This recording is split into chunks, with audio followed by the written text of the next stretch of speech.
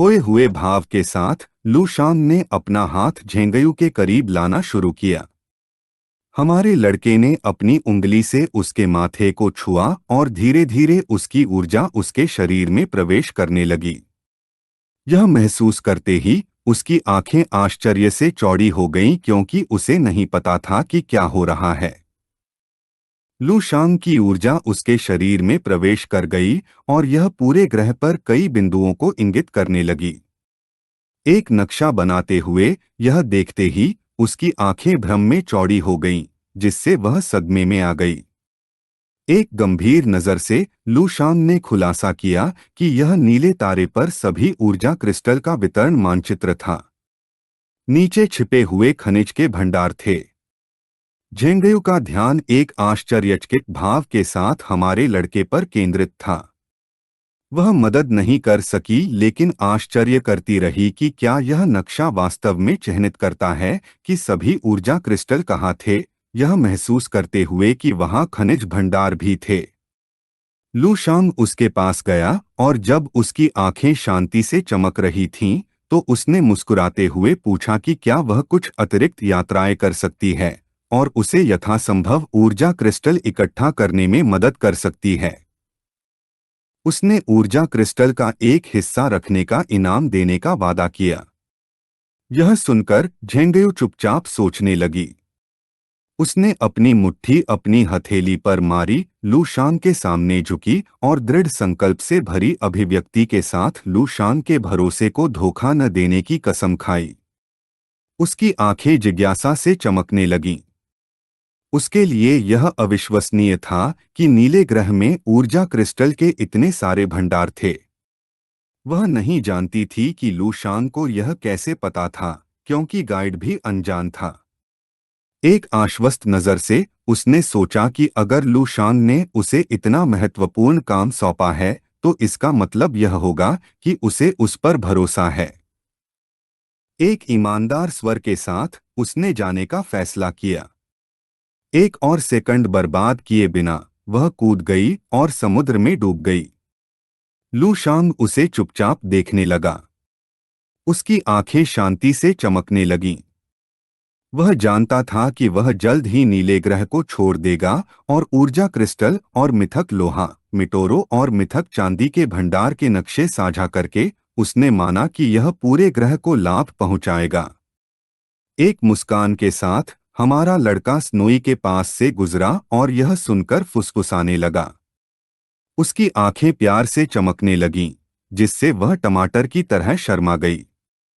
हमारे लड़के ने स्नोई को कंधे से पकड़ लिया और जब उसकी आंखें खुशी से चमक रही थीं, एक ईमानदार मुस्कान के साथ उसने उसे पहले जाने के लिए कहा क्योंकि वह बाद में मिलने वाला था। कुछ ही देर बाद हमारा लड़का भी कूद गया और समुद्र में डूब गया।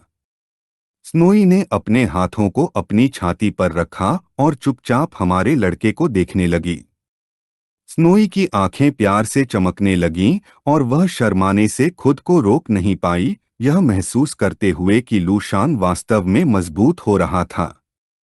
उसी समय समुद्र के नीचे 10,000 मीटर की दूरी पर लू शांग था। हमारा लड़का बैठ गया और ध्यान करने लगा, जिससे उसके शरीर से मार्शल ऊर्जा की एक शक्तिशाली लहर निकलने लगी। हमारे लड़के ने अपना हाथ आगे बढ़ाया और उसमें ऊर्जा बनने लगी। लू शांग का ध्यान उस पर केंद्रित हो गया और उसकी आंखें जिज्ञासा से चौड़ी हो गईं। जब उसने लैंड चेन के खिलाफ लड़ाई नहीं की थी, तब की तुलना में अब उसकी ताकत दोगुनी हो गई थी। अगर वह 9वें स्तर पर पहुंच जाता, तो 9वें स्तर की ओर उसकी उन्नति की नींव पहले से कहीं ज्यादा मजबूत हो जाती। उसे लगा कि उसकी शक्ति इस तरह बदल जाएगी जिसका वर्णन वह खुद भी नहीं कर सकता। लू शांग ने अपनी कलाई पकड़ी, अपने दांतों को कसकर भींचा और जब उसकी आंखें चमक रही थीं, तो उसकी बाह से ऊर्जा निकलने लगी। उसकी मानसिक शक्ति और मार्शल बॉडी पहले ही एक साथ मिल चुकी थी। अगला कदम उन्हें अपनी मार्शल इच्छा शक्ति से भरना था और फिर अपने मार्शल पथ की एक अनूठी छाप, एक दिव्य रूप बनाना था। लू शांग ने अपनी सारी ऊर्जा अपने हाथ में केंद्रित की और अपनी मुट्ठी कसकर बंद कर ली। फिर उसने अपनी मुट्ठी उठाई और यह जानते हुए कि उसकी शक्ति का असली रूप सामने आने वाला है। शांत नजर से लू शांग ने अपना हाथ आगे बढ़ाया और ऊर्जा का निरीक्षण करना शुरू कर दिया। परिपूर्णता का मार्ग आधार था और दूसरा मार्ग सहारे के रूप में कार्य करता था। लू शांग की ऊर्जा ने समुद्र के बीच में एक बड़ा छेद बना दिया और कुछ ही समय बाद एक शक्तिशाली समुद्री भंवर बनना शुरू हो गया। लू शांग की शक्ति ने भंवर को आकाश में उछाल दिया, जो उसकी मार्शल ऊर्जा से घिरा हुआ था। कम्बरलैंड और अन्य मार्शल संतों का ध्यान उन पर केंद्रित था। उनकी आंखें भय से चौड़ी हो गईं और उनके जबड़े सदमे में खुले रह गए। लू शांग द्वारा बनाया गया समुद्री बवंडर बादलों तक पहुंच गया। कम्बरलैंड ने भय से भरी निगाह से इसे देखना शुरू किया और उसे यह महसूस करने में देर नहीं लगी कि स्वर्ग और पृथ्वी को एक विशाल शक्ति द्वारा खींचा जा रहा था, यह महसूस करते हुए कि कोई 9वें स्तर पर पहुंच रहा था। यह सुनते ही उसके पीछे मार्शल संत की आंखें क्रोध से चमकने लगीं। उसने अपने दांत कसकर भींच लिए और उग्र निगाह से पूछा कि यह कैसे संभव है कि 9वें स्तर को पार करते समय इतनी विशाल ऊर्जा थी। जब वह मार्शल संत के स्तर पर चढ़ गया था तो उसने केवल कुछ 100 मीटर के दायरे में एक विसंगति पैदा की थी। आश्चर्यचकित नजर से कम्बरलैंड ने चुपचाप सोचना शुरू कर दिया। डर से भरी नजर से वह मदद नहीं कर सका, लेकिन आश्चर्यचकित था कि क्या वह व्यक्ति जो स्तर पर चढ़ रहा है 9वें स्थान पर लू शांग था। यह सुनते ही सभी मार्शल संतों का ध्यान कम्बरलैंड पर केंद्रित हो गया और सभी डर से स्तब्ध हो गए।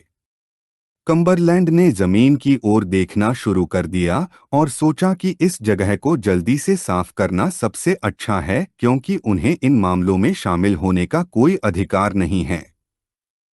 इस तथ्य के बावजूद कि मार्शल संत क्रोधित थे, उन्होंने एक आह भरी और स्वीकार किया कि वे मार्शल संत अब केवल कुलीन सफाईकर्मी बन गए हैं।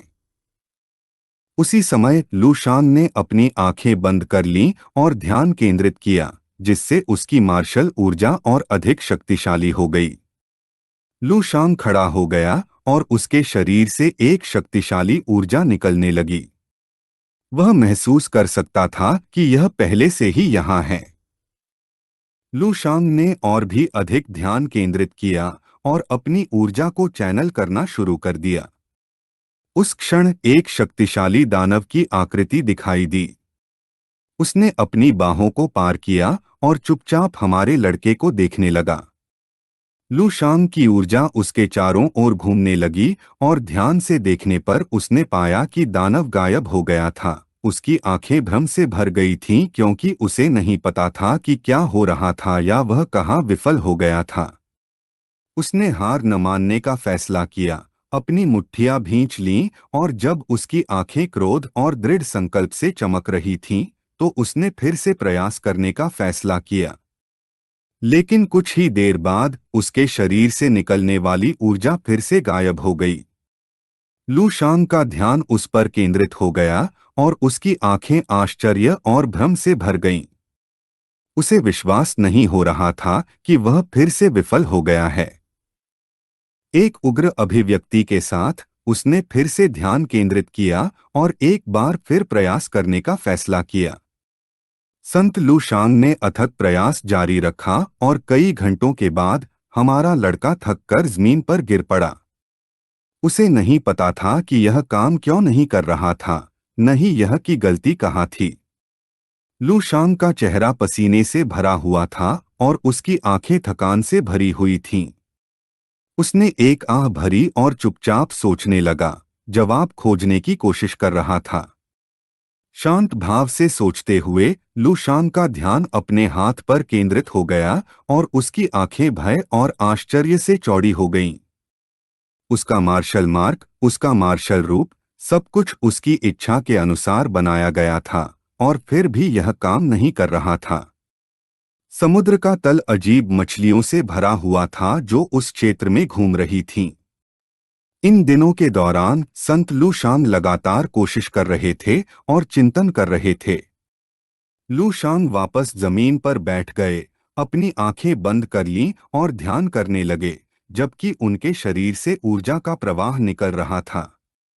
मानसिक शून्यता की स्थिति के तीसरे स्तर पर पहुंचकर लू शांग ने और भी अधिक ध्यान केंद्रित किया। उसकी मानसिक गतिविधि एक साधारण व्यक्ति की तुलना में सैकड़ों गुना अधिक थी। लू शांग खड़ा हुआ, अपनी मुट्ठियां भींच लीं और उसके दिमाग में सबसे मजबूत विरोधियों की छवि उभरी जिनसे उसने लड़ाई की थी। उसने जो कुछ भी सीखा था उसे फिर से संगठित करना और उसका विश्लेषण करना शुरू कर दिया, हर चीज की उत्पत्ति की तलाश में प्यास की तरह परतों को छीलना। लू शांग ने अपनी आंखें खोली जो एक जानलेवा इरादे से चमकने लगीं। उसने अपनी मुट्ठियां कस लीं और खुशी से उसे देखने लगा। उसके चेहरे पर मुस्कान फैल गई क्योंकि उसे आखिरकार यह समझ आ गया था। लू शांग ने अपने मार्शल पथ की कल्पना करना शुरू कर दिया। अपने आदर्श मार्शल पथ में उसने अधिक से अधिक मार्शल पथ शामिल किए थे और अधिक शक्तिशाली पथ मूल संरचना अब और सामना नहीं कर सकती थी। यह पहले से ही अपनी सीमा के करीब था जब मार्शल इच्छा एक अभिव्यक्ति में बदल गई। वह सीमा पूरी तरह से टूट गई थी, अब वह चक्र को बंद भी नहीं कर सकता था। लू शांग ने खुद को सेब से भरी एक ट्रे पकड़े हुए कल्पना करना शुरू किया और फिर भारी तरबूजों से भरी एक ट्रे। यह ऐसा था जैसे कि एक प्लेट जो मूल रूप से सेब रखने के लिए थी, अब तरबूज रखने की कोशिश कर रही थी। सेबों को ढेर करके सहारा दिया जा सकता था, लेकिन तरबूजों के साथ प्लेट गिर सकती थी। एक जिज्ञासु नजर से लू शांग चुपचाप अपने हाथ को देखने लगा। अगर वह आदर्श मार्शल पथ के साथ स्तर 9 तक चढ़ना चाहता था तो उसे एक बहुत अधिक ठोस और विशाल संरचना तैयार करनी थी जो उन सभी पथों का समर्थन कर सके जो बदलने वाले थे। लू शांग ने एक आंख बंद की और अपने हाथ से अपने सिर को छूने लगा। गहरी गहराई में यह सब उसकी नींद के बहुत सती होने, उसके संचय के पर्याप्त न होने और फिर भी उसकी अत्यधिक महत्वाकांक्षा के कारण था।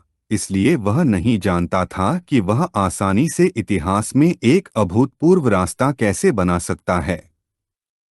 लू शांग ने ध्यान केंद्रित किया और उसके शरीर से कई ऊर्जाएं उभरने लगीं। अब तक वह पहले से ही 3 स्तर 11 तकनीकों के सहारे यात्रा कर चुका था और उस पर निर्भर था। और आधार के रूप में स्तर 7, 8, 9 और 10 के कई रास्तों के साथ यह कहा जा सकता था कि सब कुछ बिना किसी बाधा के बह रहा था। लू शांग स्वर्ग की ओर ऊपर की ओर चलने लगा।